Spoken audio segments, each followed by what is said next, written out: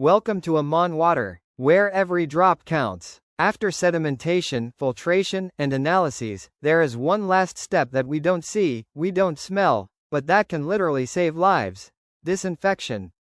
And yes, even crystal clear water can hide real little terrors: viruses, bacteria, parasites. Me? I'm not scared. But you? Do you really want to drink a nice glass of Escherichia coli? In this video, we're going to understand how pathogenic microorganisms are eliminated, which processes are used, and especially why this step is vital. Even after complete treatment, screening, sedimentation, filtration, the water can still contain dangerous microorganisms. Bacteria like Salmonella, viruses, or protozoa like Giardia and Cryptosporidium. Invisible to the naked eye but formidable. You don't see them, they don't see you either, but they are just waiting for one thing: to enter your digestive system.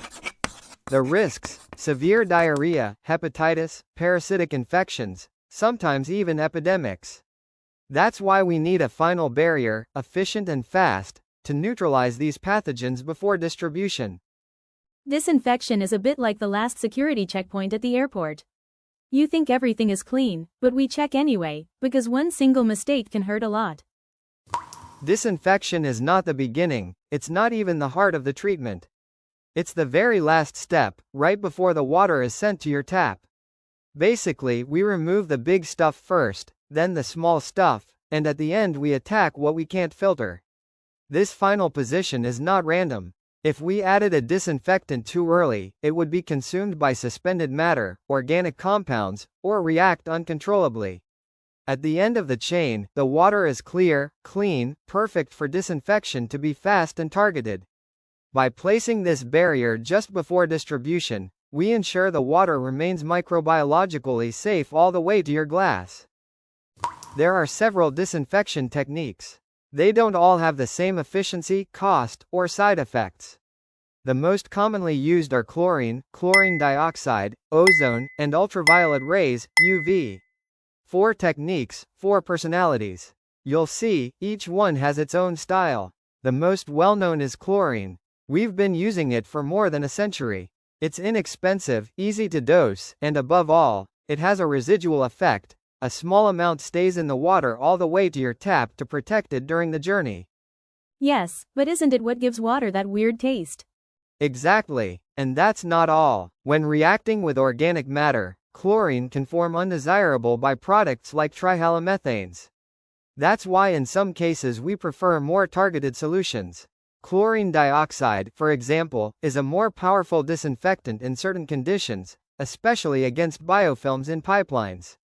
It produces fewer byproducts than chlorine, but it's unstable, more complex to handle, and usually reserved for well-controlled facilities.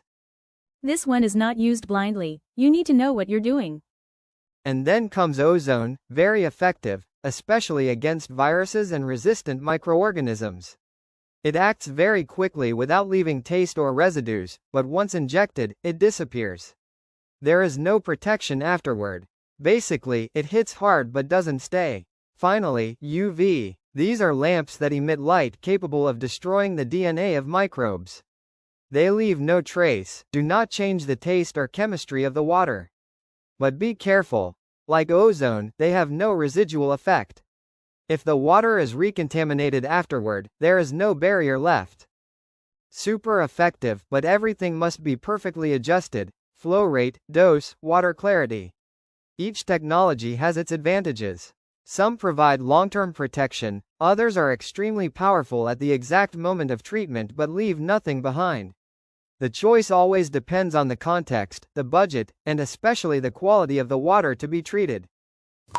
Disinfection is not just adding a product and hoping for the best. It is a real science that relies on 2 essential parameters: dose and contact time. We often talk about the C times T product. C for the concentration of disinfectant in the water. T for the time this disinfectant stays in contact with the water. For example, if we apply 1 mg of chlorine per liter for 30 minutes, we get a C times T product equal to 30. Some viruses require much higher values. The more resistant the pathogen, the more time or dose you need to eliminate it effectively.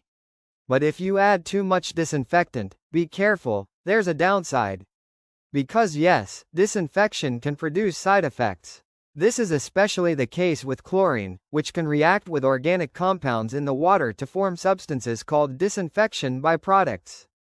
The most well-known, trihalomethanes and haloacetic acids. At high doses or when consumed long-term, they are potentially carcinogenic. That's why their presence is strictly regulated and monitored. So no, adding more, to be safe, is not a good idea. Better to dose properly, control precisely, and avoid surprises. It's all a matter of precision. Too little, it's ineffective. Too much, it becomes toxic. That's why disinfection is both a barrier and an art. Disinfection is the last barrier but also the most delicate. Too little, microbes pass. Too much, the water becomes a risk itself. That's why it relies on precise methods, carefully chosen technologies, and constant monitoring. Thanks to this step, water can leave the plant safely. But its journey doesn't end there. It will still pass through reservoirs, pipelines, and pressure regulators before reaching your tap. And now, grab a glass of water, and stay hydrated. If you're into this topic, don't forget to subscribe, hit the bell, and come with us to explore the world of water.